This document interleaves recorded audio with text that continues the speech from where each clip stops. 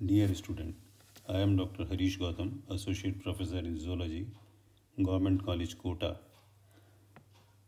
BSc part third के third paper में developmental biology वाला पोर्शन है।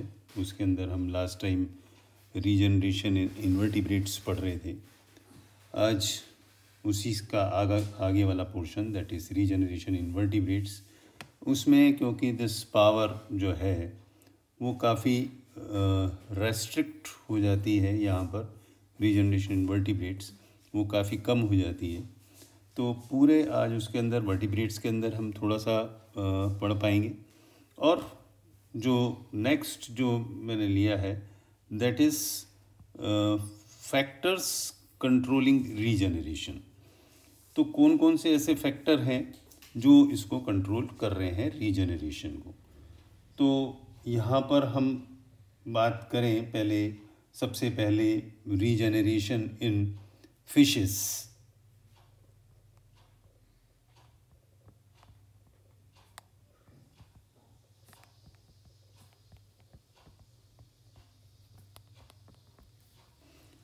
तो it is this power of regeneration is restricted up to fins.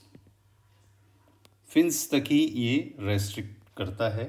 यदि body को बीच में से काट पीट दिया जाए तो वो एनिमल मर जाएगा, उसके अंदर रीजनरेशन नहीं होगा। फिर जो है regeneration in amphibians.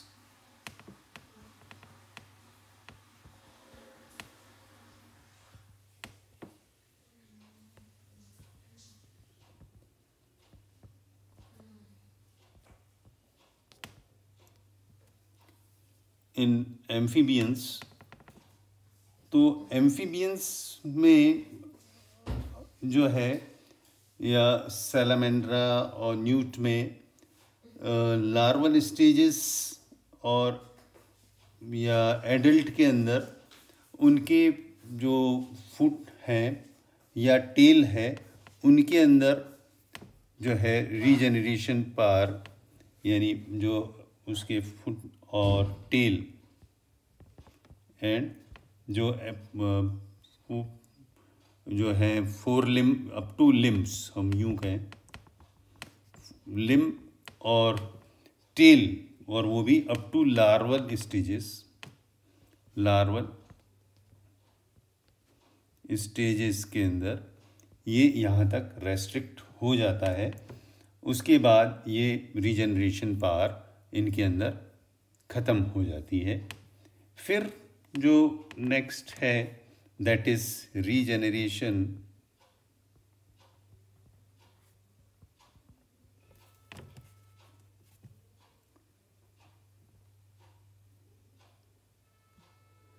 In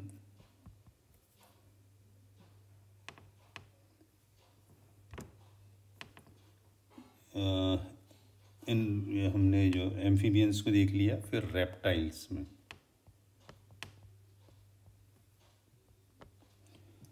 in reptiles के अंदर बेस्ट एग्जांपल जो है छिपकली के अंदर आप देखते हैं कि छिपकली के अंदर जो उसकी टेल जो है वही छिपकली की पूंछ जो है वो उसके अंदर रीजनरेशन पावर पाई जाती है। यदि उसकी पूंछ को जो छिपकली इस तरीके से आप देखें, ये तो यहाँ से ये रीजनरेट कर जाएगी।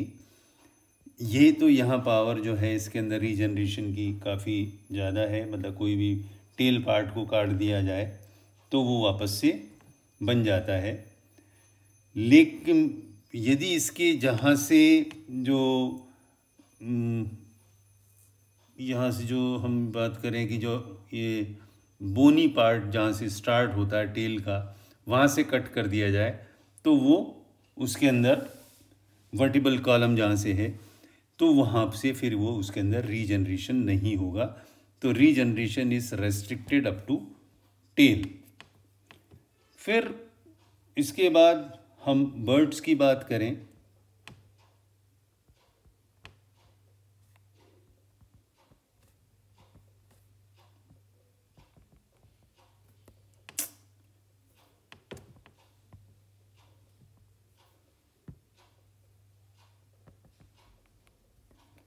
एवीज के अंदर ये बहुत, अब धीरे धीरे हम जैसे अपर उसमें जाते जा रहे हैं तो ये सिर्फ बहुत रेस्ट्रिक्ट हो गया है। सिर्फ जो उनकी बीक है, चोंच, जो बर्ड्स की जो चोंच है यानी बीक जिसको हम कह रहे हैं, इट इज़ रेस्ट्रिक्टेड।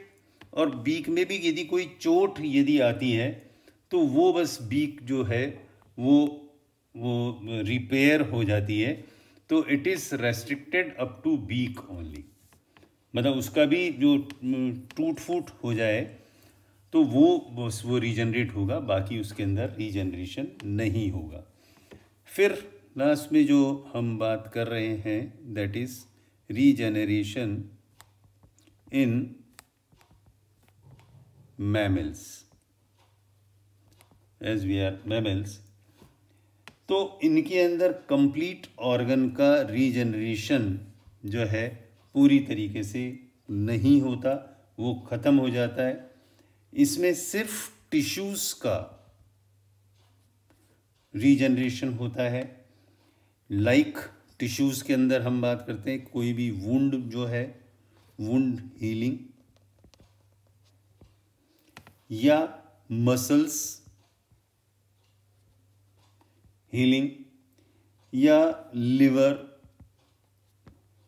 या आरबीसीज जो ख़त्म हो जाती हैं वो, या बोन का रिपेयर, हड्डी का जैसे टूट जाना तो बोन रिपेयर, या नेल्स का वापस से आना। तो these are the different area it is where the regeneration is restricted. तो यहाँ पर ये इनके अंदर रेस्ट्रिक्ट हो जाता है। इसके बाद जो मैंने बात जो कर रहा था मैं इसको आगे और नेक्स्ट क्लास में कंप्लीट करूँगा। तो यहाँ तक तो हमने इसको समझ लिया कि रीजनरेशन जो है वर्टिब्रेट्स में हमने बात करी कि ये उसके अंदर पहले सबसे पहले जो है फिशेस के अंदर कि it is up to fins तक उसके अंदर रेस्ट्रिक्टेड हो गया है कि फिन्स तक ही होगा। फिर उससे नेक्स्ट अपर उसके अंदर हम एम्फीबियंस के अंदर गए तो उनके अंदर एम्फीबियंस के अंदर टेल या लिम्स जो हम बात कर रहे हैं, टेल या लिम, एंड वो भी it is up to larval stages तक ही उसके अंदर पाया जा रहा है। फिर उसके वापस से रिपीट इसलिए कर रहा हूँ कि ताकि आपको मालूम रहे कि धीरे धीरे कैसे डेक्लाइन होता जा रहा है दिस पावर ऑफ रीजनरेशन। फिर जैसे ही आप नेक्स्ट उसके अंदर गए, जैसे रेप्टाइल्स की बात करते हैं तो रेप्टाइल्स के अंदर जो बेस्ट उसके अंदर आपने छिपकली के अंदर जो देखें तो छिपकली का टेल वाला पोर्शन जो है वो यहाँ पर, लेकिन जैसे ही वर्टिबल कॉलम के वहाँ से यदि एम्पुटेट हो जाए या टूट जाए किसी वजह से तो वो वाला फिर वहाँ पे टेल भी नहीं बनेगी। तो टेल का बीच वाला जो पार्ट यहाँ से यदि होगा तो वो रीजनरेट होगा।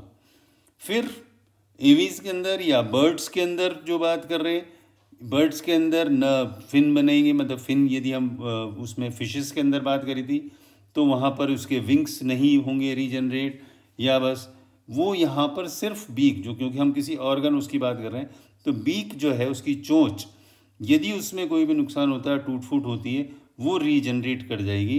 बाकी जगह किसी भी ऑर्गन का रीजनरेशन नहीं होगा, क्योंकि यहाँ तक हम बात कर रहे हैं ये सारे किसी ऑर्गन्स की बात कर रहे हैं, या फिन है या टेल है या लिम है या फिर अगेन टेल है, तो यहाँ बीक है। अब जैसे इससे अपर जैसे ही गए हम मैमल्स के अंदर, तो मैमल्स में it is restricted up to tissue.